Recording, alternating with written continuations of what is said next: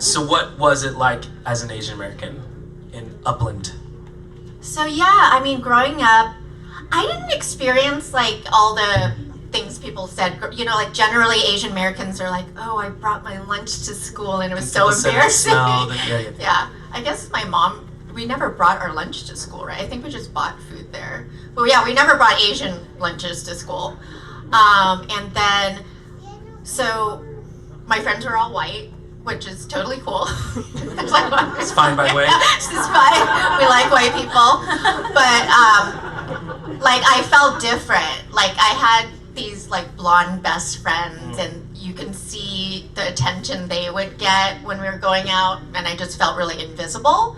But then what was really cool was, and strange, was that when I got to high school, like, there were a lot of bad Asians at my high school. Yeah. And they were really, like, prominent, like, the car racing culture, people with the fixed-up cars, and they, like, took over a parking lot, and, like, people were scared of them. Yeah. So once I started hanging around with the bad Asians, and I felt cool. Yeah. What an interesting time. If anyone remembers, you know, the Import Tuner magazines, FHM, it kind of felt like an empowering time for Asians, and that we like owned street racing. You know, like my dream car used to be a S2K. You know, like did you have a dream car? You've been around cars your whole life, Fast and Furious and all that. Did you have a dream car? I think my favorite's always the S2K. Oh, really? It's my Import Tuner car. Yeah. Very cool. Very cool. Okay, let's dive into some more themes from the book, especially around beauty, identity. Again, what it means growing up Asian American in a world that doesn't always reflect you. In the introduction, you dive into the difference between fetish and preference. Could you describe what the key distinctions are between those two? Yeah, because I really do want to explain this, because I get so many messages, like, saying I hate white men. I met my white man friend over there.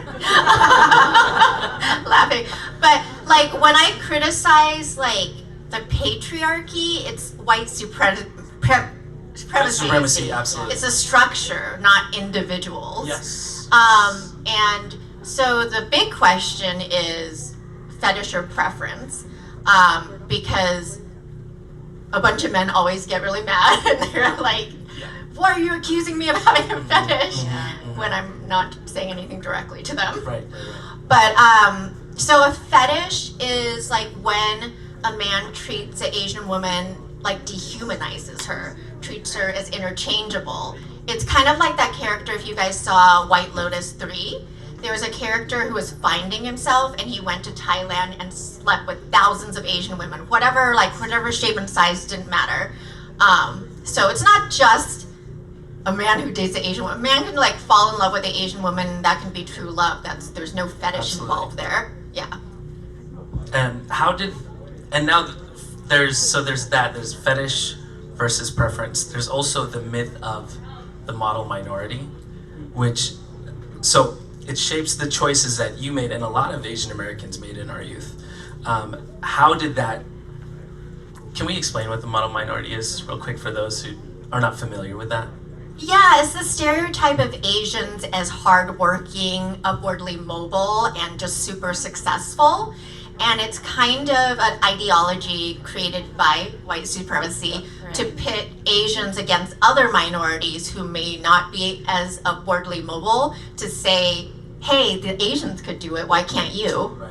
And then it causes infighting amongst us, and instead of fighting the structure, we're fighting each other. Yeah, and we saw that happening throughout the last couple of years, especially with the Stop Asian Hate movement and people kind of wanting to equate it to, say, movements like Black Lives Matter and things like that. How did the model minority affect the choices that you made consciously or unconsciously? I felt like I just didn't want to fall under the umbrella. I was really rebellious, my poor mother, but like, I felt so invisible. So I was always, taught to be a good student and like obey the rules. And then the model minority kind of falls under like the Revenge of the Nerds guy and the guy from 16 Candles. And then I was like, I don't want to be like that. Yeah, So absolutely. You talked about being invisible, and there's a part in the chapter of your book where you talk about praying to a caterpillar to become beautiful, and it's such a vivid image, and it's both beautiful and sad, I think. How does that young girl's wish sit with you now? Yeah, well, I got sober like 11 years ago.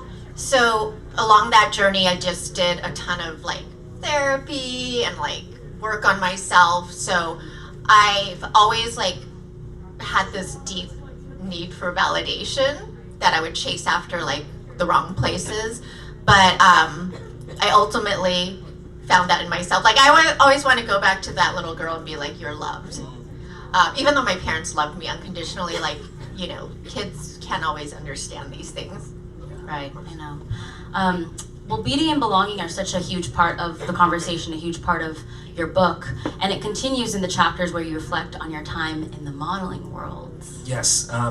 Was there a turning point when you realized you had been complicit in the same fetishization that you were trying to also escape? Well, I didn't really have that realization until probably the last decade after I got sober. And then it wasn't something I thought about really, because like it was like, oh, there's cool time in my 20s, you know. But it was only during the pandemic when I was posting on TikTok and the Asian hate, and we were all reflecting back on times that I really put a like serious microscope at that time. Yeah, I feel like when I see your posts now, you're able to just kind of like reflect on that time as critical of as you are of that time. But kind of see the joy in it and how things were at that moment. Yeah. You also write that you both benefited from and were damaged by the male gaze, which I can relate to. Someone as a young Asian American in my 20s, I felt very validated when you talked about that in the book. What did empowerment mean to you then, and how do you define it now? Yeah, so I kind of talk about it in the book. So not only was the Asian fetish thing going on, and it was like Asian women were expected to be sexy and demure at the same time, but this was also taking place during, I quote this, another book I recommend is Feminist Chauvinist Pigs by Ariel Levy. And she talks about the early 2000s as a time, the raunch era, she calls it.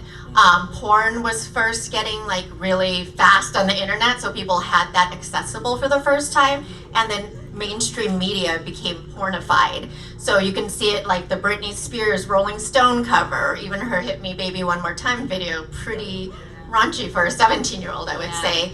And then we treated women horribly, like Paris Hilton, Monica Lewinsky, Pamela Anderson, all victims of these situations, but we treated them like they were the perpetrators. Yeah.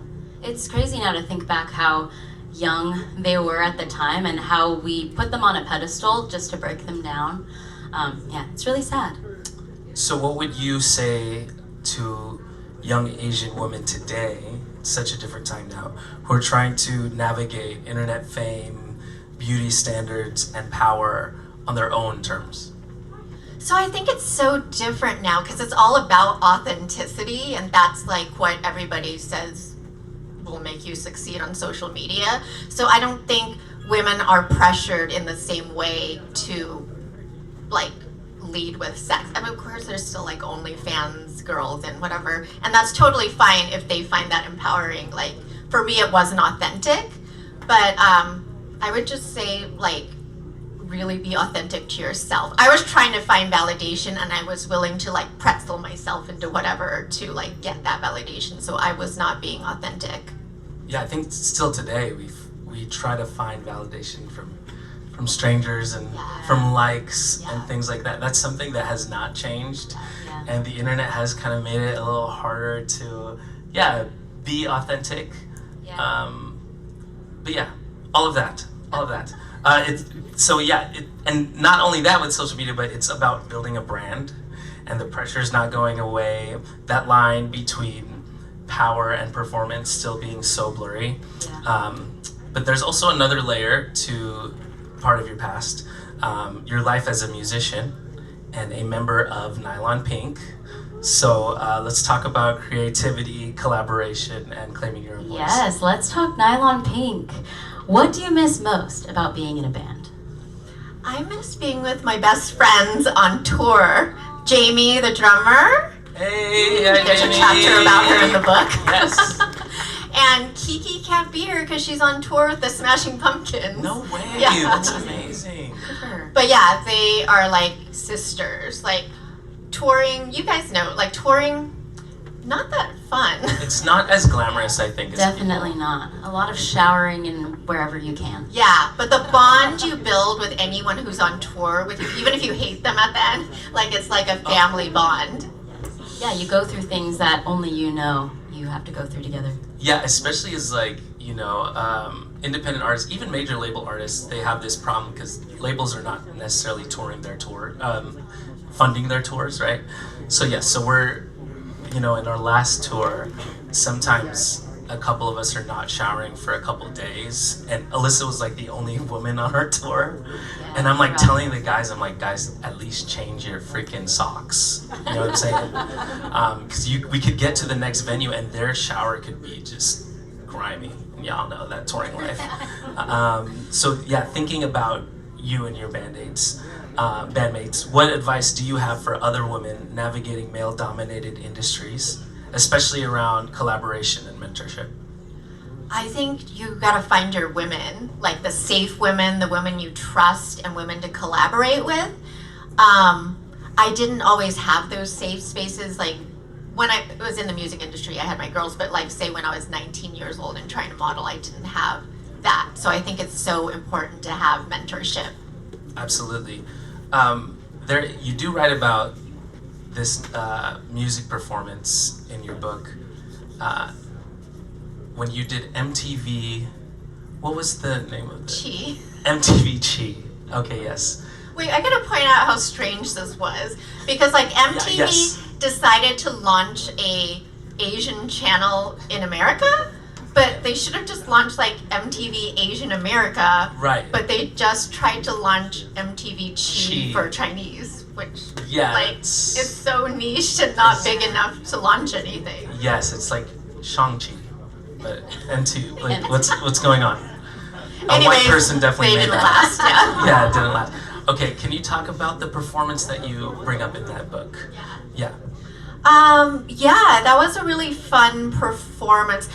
The thing I discovered about the music industry is that I actually hate performing.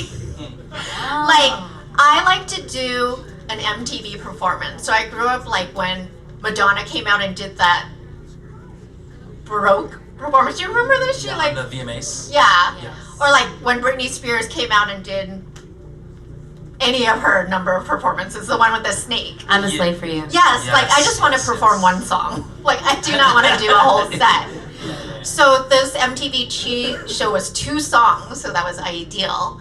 But then, we had a lot of fun with it.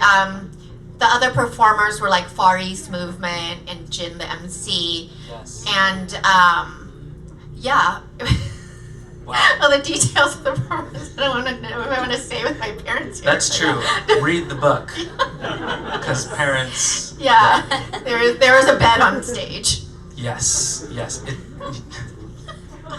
It does still exist on YouTube. I looked it up. Because you're explaining it in your book, and I'm like, there's no way this is true. There's no way this is real. Well, now they know that they can look it up on YouTube. But it was like a video of the performance itself, opposed to like the tape of it. Do you know what I mean? Oh, I don't. Yeah. So Okay, there's like someone in the audience. Oh. Like with their digital like I don't camera. think I've even seen this. Yeah, I'm gonna look it so up. I don't know what the main feed looks Okay, like. send but me the link. Yeah, I'll send you the link.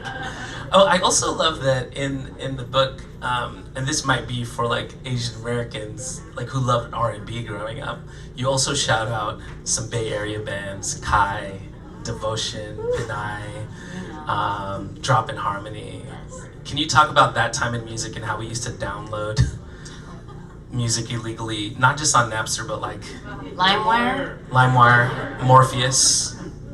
How did you discover those bands, and how did you listen to them? I don't know how I think if you were Asian American, you just knew. Like, we were all listening to that. People had their mixtapes. Remember mixtapes? Yeah, when burning you'd sit CDs. there and like, no, I'm talking about tapes, yeah. Where you would like record songs. And you're waiting till the manually. song's over. Yeah, pencil to rewind. That's right. Also, if you had like a Walkman or something, you could record and be your own DJ. Oh. Yeah, I did that. Okay, I'm weird. But also then burning CDs and things like that as well. Yeah. Do you have a song that you can think of that is around that time that you would put on there? Say You'll Stay by Kai. Yeah, that was a good one. Good one. I was gonna wear a Kai shirt today. I know. Yeah, Why like didn't I you? I should- thought you were going I to. know. I suck. Okay. All of this leads to a larger question. Ooh. Did ChatGPT write this? What kind of future are we creating? No, I probably would say something like this, but did Margaret Cho write this? I don't know. Not just for ourselves, but the next generation. So, okay, that was a transition. Yes. I see. Okay. Yes. I got it.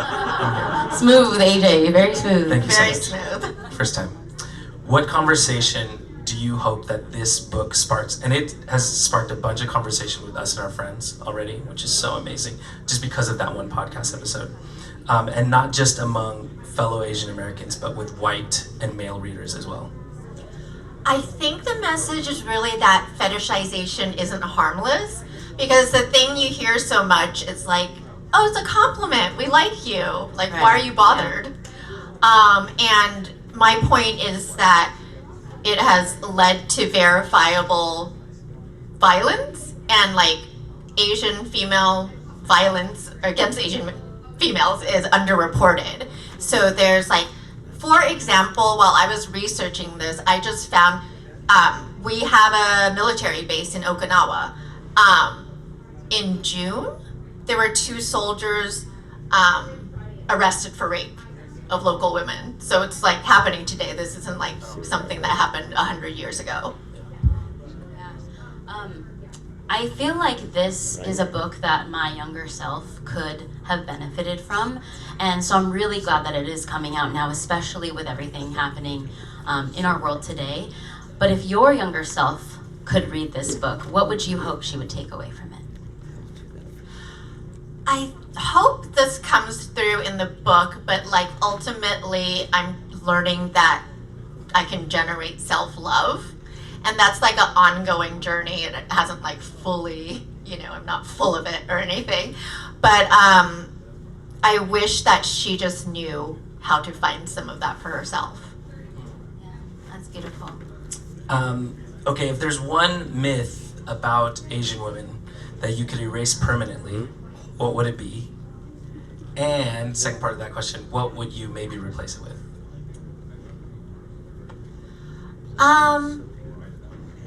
That we're submissive. Yeah. And just replace it with, I think, what should be for all women, that we're multifaceted beings, and like we should be seen in all Yes. our glory. We can give it up for that. And for all of the readers out there who are healing from their own traumas, what advice or self-care practices have helped you the most in your journey?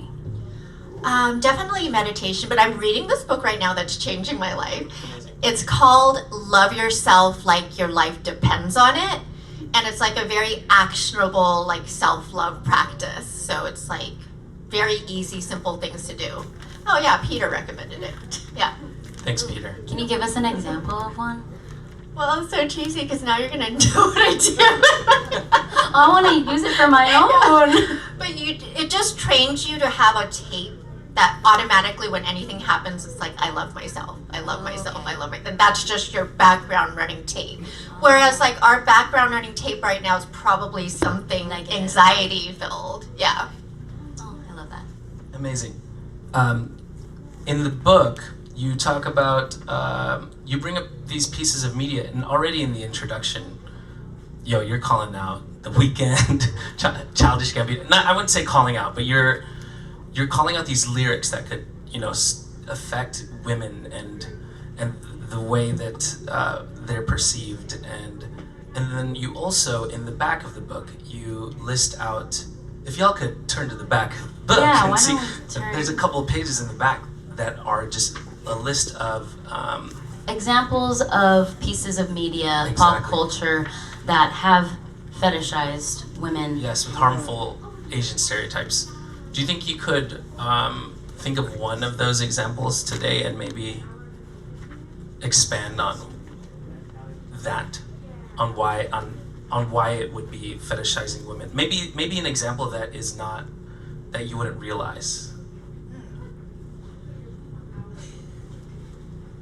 Well, the one that just keeps coming to mind, it's not very PC, but is Post Malone, who was not mentioned in the book because it's more recent. Okay. But he was like engaged to this like 30-year-old Korean fiance and had a baby with her. And then now he's like dumped her and parading around this like college student, Asian. Wow. And that just like to me is like, that's not like limited to just Asian fetishes, obviously, but like it seems like he's treating the fiance, the mother of his child, as very disposable, in my opinion. Right. Wow, that's kind of crazy. Because I didn't even know. I know I'm like singing a song right on my head, but Get it out. get it out. You talk about Miss Saigon as well. You mentioned Yeah, I that. was gonna bring that up because it's a play, a musical that still runs to this day. But a lot of people know that it is problematic for many reasons. But one of the reasons is because of how, I guess, negatively it portrays women. Well, the problem, like interchangeability, is so obvious because it's Madame Butterfly, one of the most popular operas of all time, and basically the premise of both these musical operas is that there's this very young Asian woman, I think she's like 15 or 16, and then a military guy comes, American military guy comes who's like 30 or something. Yeah. That's Has relations with her, she falls in love with him, and then he goes back home, marries a white wife, and then she pines after him forever and has his child. And then when he returns and doesn't want to get back with her, she commits suicide and then gives the couple her baby. But it's repeated. Spoiler. Sorry. Spoiler, but it has been around for 25 years. 100 years. Okay, so But the point that's interchangeable is that Madame Butterfly is in Japan. Rinse and repeat the same story in Vietnam, Miss Saigon. Rinse and repeat the same story in China for the movie that Anna May Wong was in. Same story, different Asian women, different countries. Like, it seems strange. Yeah. And it also goes into the white savior stereotype as well, even though she doesn't have her happy ending. That's another trope.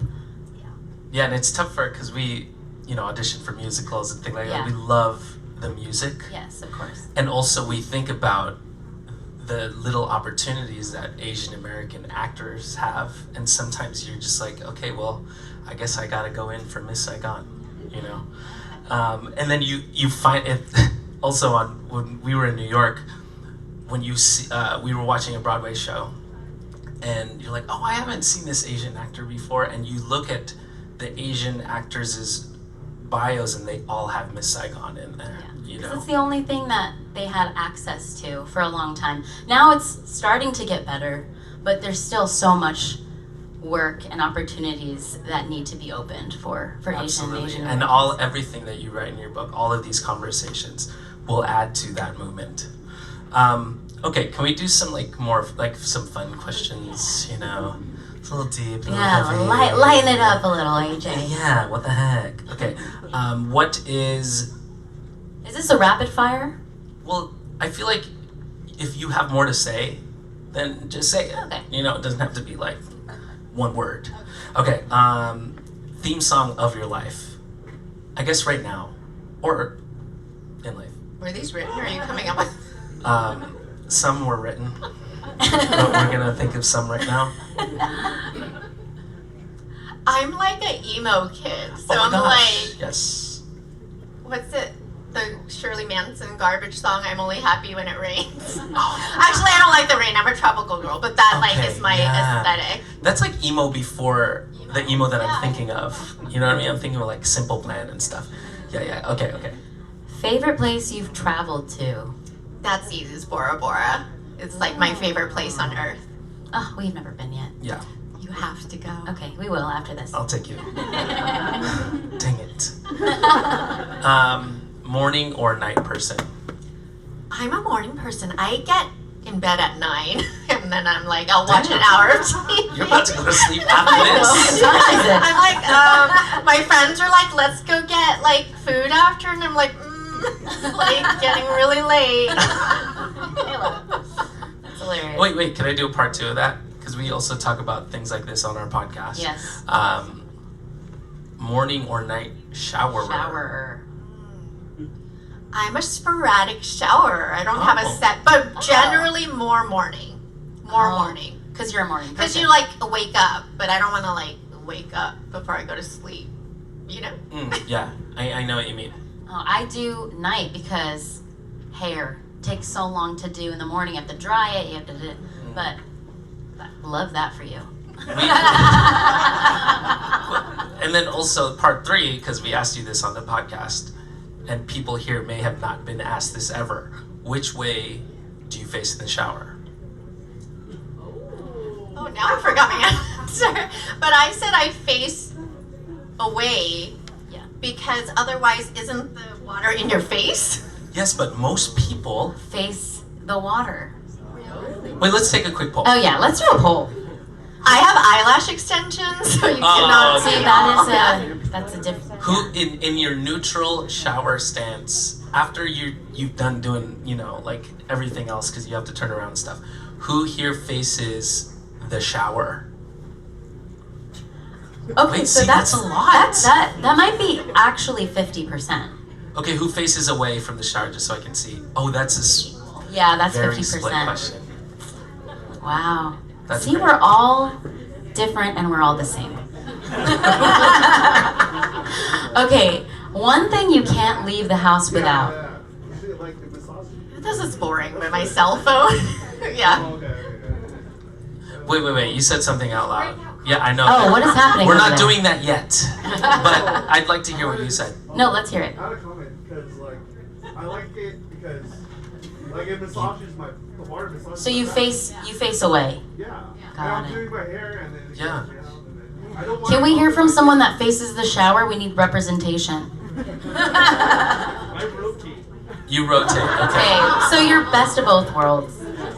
Doesn't the shower suds get in your eyes if you're facing the water? No, because the water's washing it away. Like Yes. this. What an interesting. I know. I'm visualizing him in the shower. Now, I'm visualizing you all in the shower. Yeah, I really maybe. do not look at it. Yeah, I'm imagining the massage, dude. Maybe he must have a special, nice, like, pressure shower. You must have a nice shower head. Yeah. I take hot showers. That's what.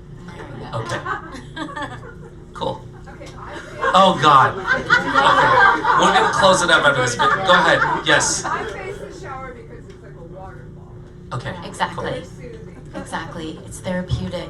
You're rinsing away your sins. Yeah. Yeah. Okay. Sorry, it got too interactive. Okay, and you said one thing you can't leave the house without: phone. Do you use your phone in the shower?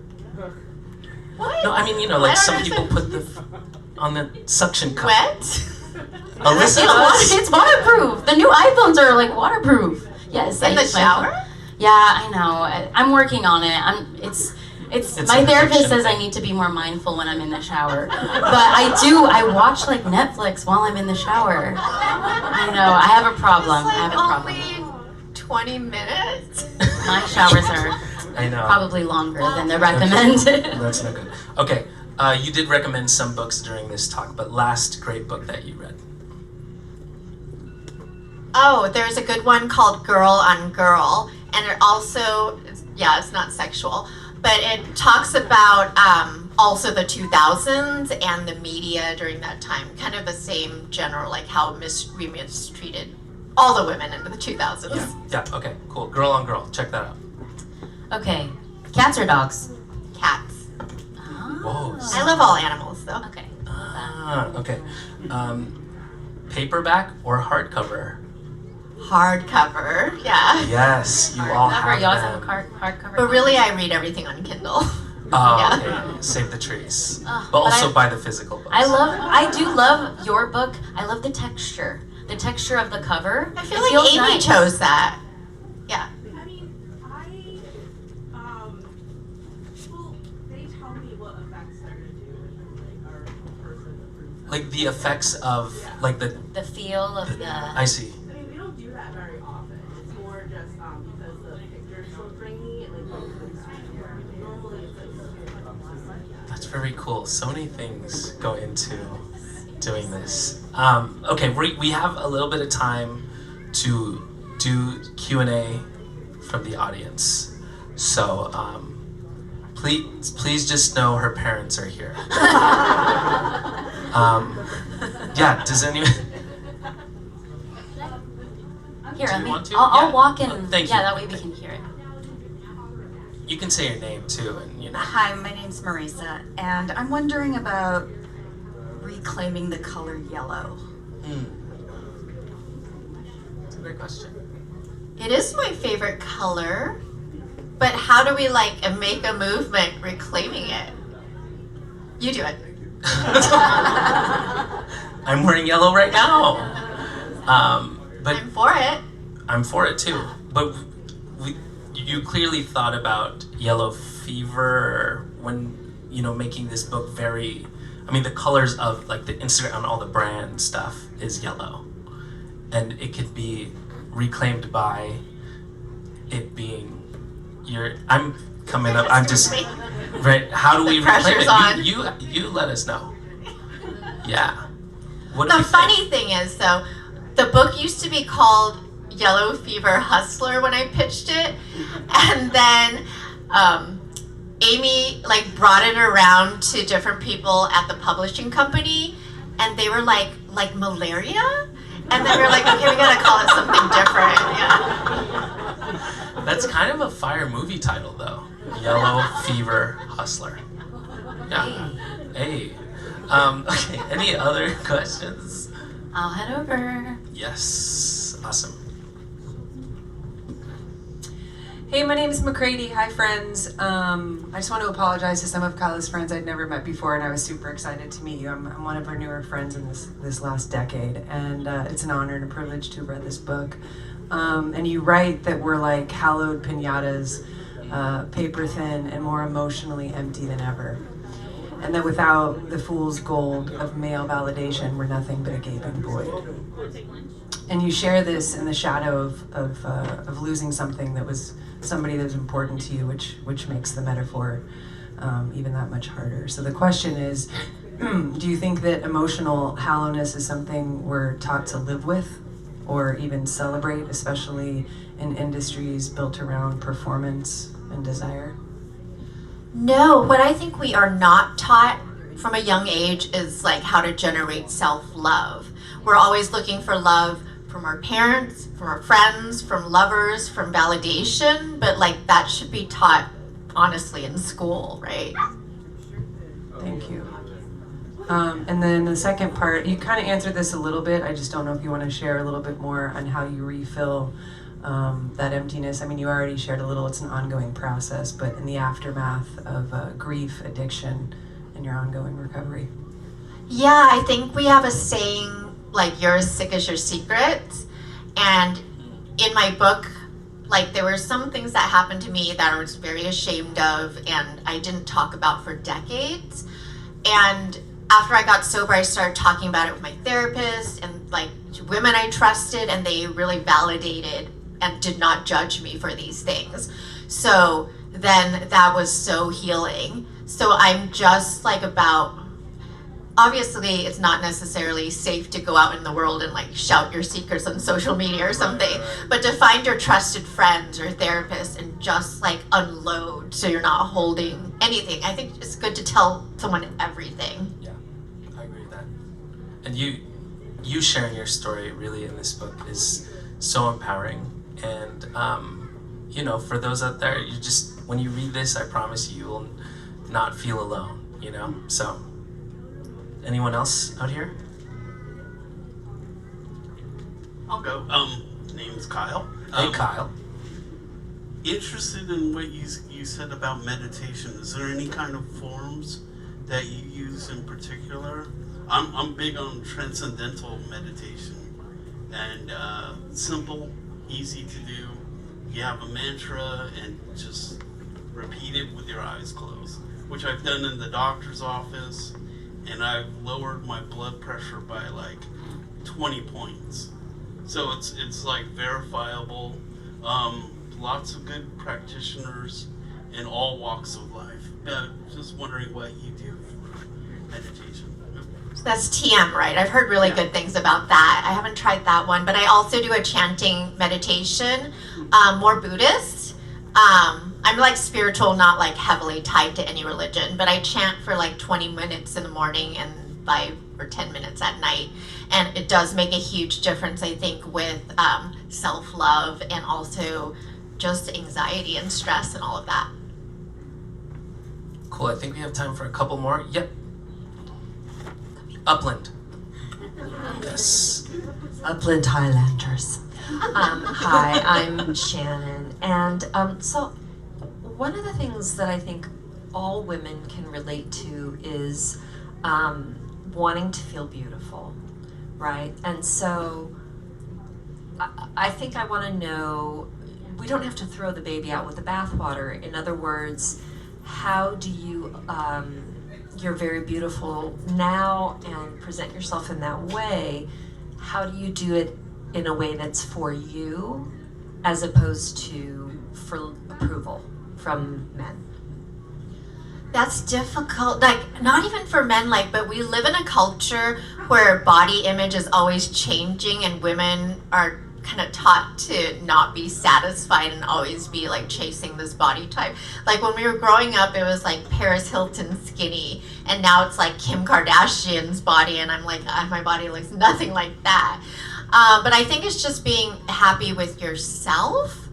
Like for me, I did used to like center the male gaze in my 20s, and that was like how I approached the world for validation. But yeah, it's now I just look in myself. I don't know if that's like an actionable thing to do, but I think it's really spending a lot of time being comfortable with yourself and figuring out what truly makes you happy, which I didn't know for many, many years, really. Yeah, because I chased all these careers looking for validation, like pinup modeling, music, and like I ended up getting led to this writing career, which is like I never grew up writing or anything like that. And for me, it's like priceless because it has nothing to do with looks or like anything. You're like, you can be anonymous and write till you're 99. So I think I meandered from your question, but yeah. That's a beautiful answer. Yeah. Hello, my name is Brent. Nice to meet you. I am an automotive archivist, and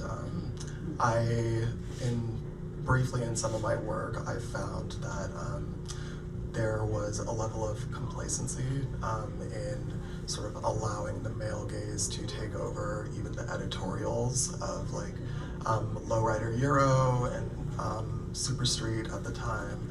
And a couple years ago, I met with this woman. Her name was Analia Padilla, and she had like a hot pink Integra GSR at the time, and she was on the cover of like the fall '97 issue.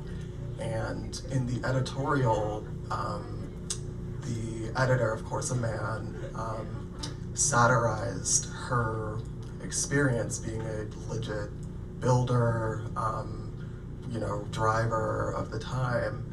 And I think they even said that she like birthed her firstborn like in the back seat.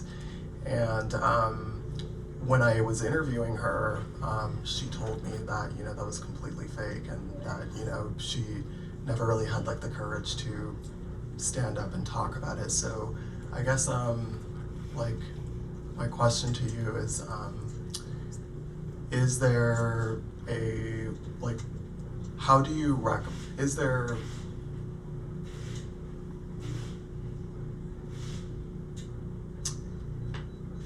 My question to you is, do you see there still to be a need for other types of creatives to come in and find these individuals, these women, these people of color, these queer people who were in this space to finally give them a voice? And if so, like, how should we do that? Absolutely, I think it's so important, and part of it is just like getting people of color and women in places of positions of power. Like we're seeing, little me growing up could never imagine K-pop on the radio and like Squid Game as #1 or Beef, or Ali Wong. But this is as a result of Asians becoming producers and directors and casting directors and being in positions where they can make changes. So I think that's where the real progress can be made. And also the social media democratizes things, so we can vote individually by who we follow and support nowadays. I actually think we have time for 2 more. Hi to Minji in the back, who you did a podcast as well. Amazing. First of all, podcast. First of all, let's go, Do it. Minji. Oh, you had a question. First of all, hi Minji. Hi. What's up? We're in a writer's group together. Oh, I love it. So my question is when writing a book, often they're like, think about who your market is, who's going to be buying this book. Put that aside, and who do you think should read this book, and what do you hope that they take away from what you've written? The obvious market is Asian American women, and we always knew that.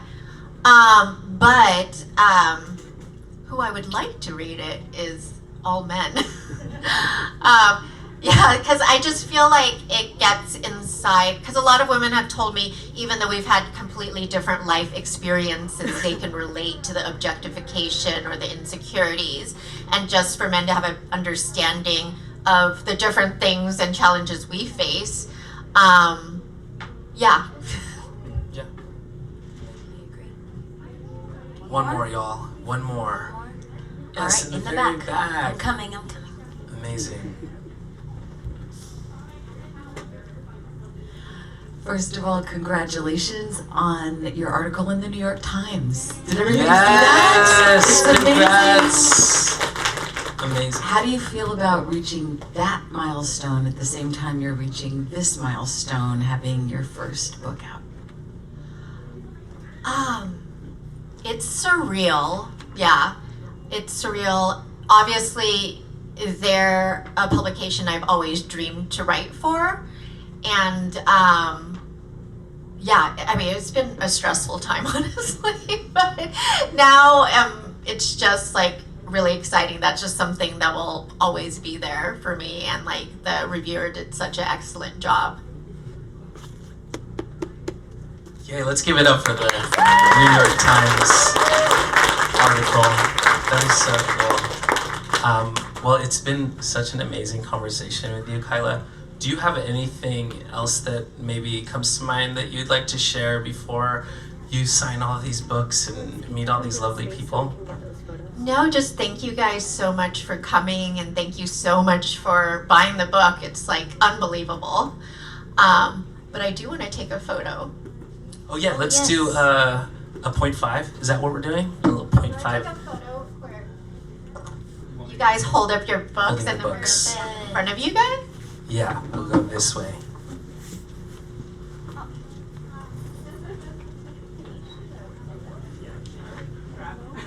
You should be, yes. In the middle. You should In the be middle.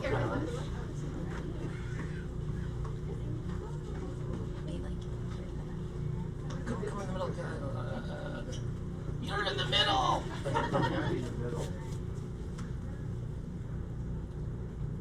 Everyone say Fetishized.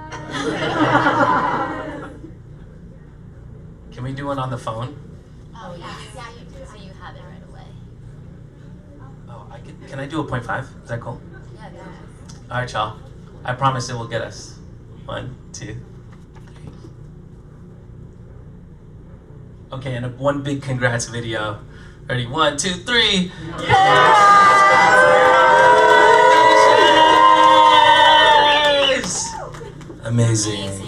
Great. Everyone give it up for Kaila, Alyssa, and AJ, everyone! I want to plug real quick, if you do take photos, please tag Kaila, Fetishized Book. And Fetishized Book, at Fetishized Book. At Fetishized Book on social media. Yes. Let's blow it up.